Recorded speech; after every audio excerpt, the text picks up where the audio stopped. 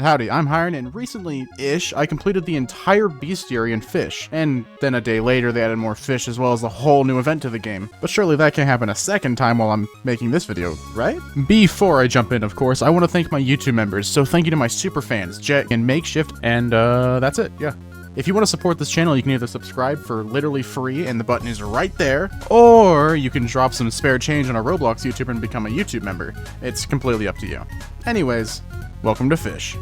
Fisch has this funny little book that you start with, and at first, the prospect of filling this entire damned thing feels so daunting. And then suddenly, after like an hour, you're at 30% and your brain goes, you know what would be funny? And of course, after 40 more hours, you're fishing for a colossal squid, wishing you had a quick and painless death right here, right now. But it's not all that bad, and I'm here to explain the pros, cons, and overall rating every single bestiary page. So, without stalling any further, let's jump into it.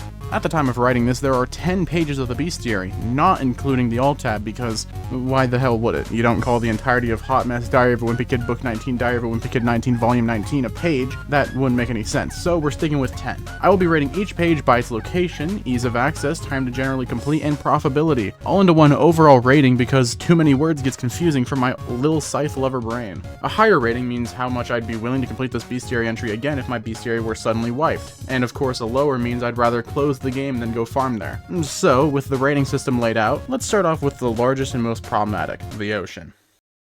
So the ocean is like everything that isn't the islands. It's rather boring. However, the whole deep ocean thing knocks this entire thing down a peg. A good chunk of the fish in the ocean require the deep ocean, which is a absolute confusing mess as it feels like 90% of the places that shouldn't be the deep are, and the parts that are, aren't. In terms of ease, it's literally like everywhere. You'll get 60% of the ocean fish likely on accident, so the time to complete sounds like it should be fine. However, a handful, and by a handful I mean 2, are held behind a vent. These 2 are the hammerhead and great white sharks. They both require to get lucky with an event happening in your server, and only 1 shark can be obtained per event, so if you aren't in a small or private server, your chances of getting these heavily relies on the luck of other players and yourself. Along with the rarity of the shark is the rarity of the colossal squid, as it's quite an elusive fish. Personally, the ocean took the longest for me to farm, and the money I got from farming it was kinda alright, but that was primarily because I was occasionally using my Midas rod for more profit, so overall, the ocean is a 5 out of 10 for me, and I recommend you do it last with a nocturnal rod if you want to keep your sanity. Vertigo seems easy at first, especially because of how small the bestiary page is.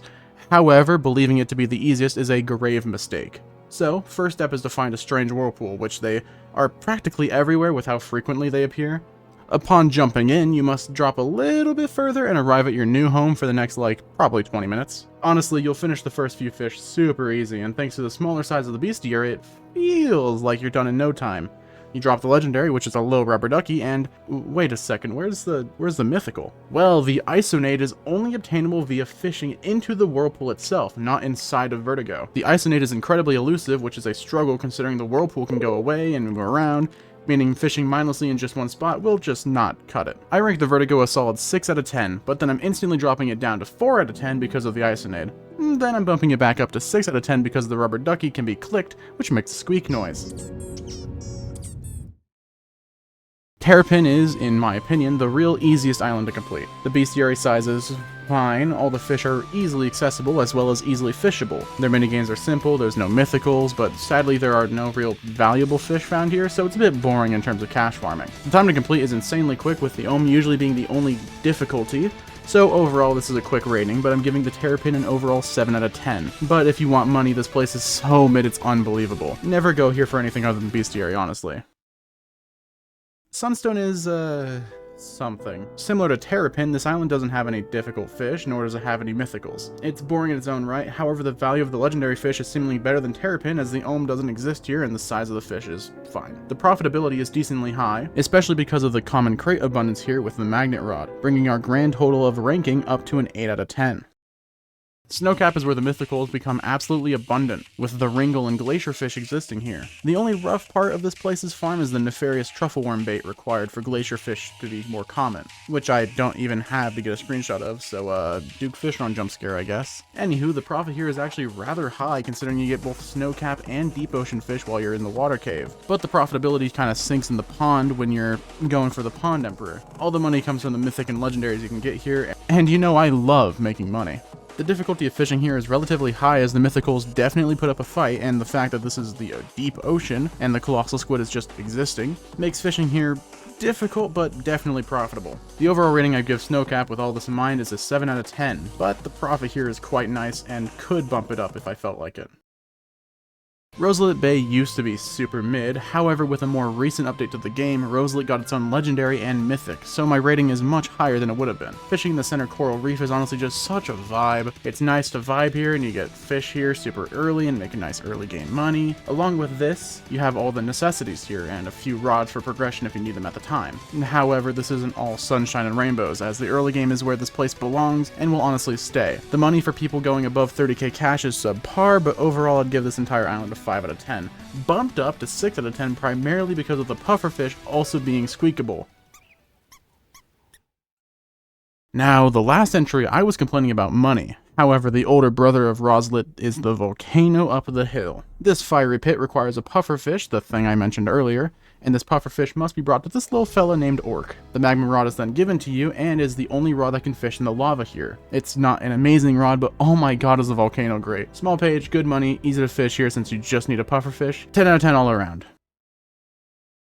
The swamp is a medium-sized bestiary entry, however the money possible from here with normal fishing plus crab cages is just chef's kiss. There are no mythicals here, but the legendary is incredibly easy to get, making the money from this place just existing incredible. You don't even need a good rod to fish here reliably, but if you desire it, anything with fishing speed like the rapid rod makes this place a breeze for finishing the bestiary as well as just making money. All around a 9 out of 10. Absolutely peak. And plus the mushroom rod exists here, which is just comedy gold.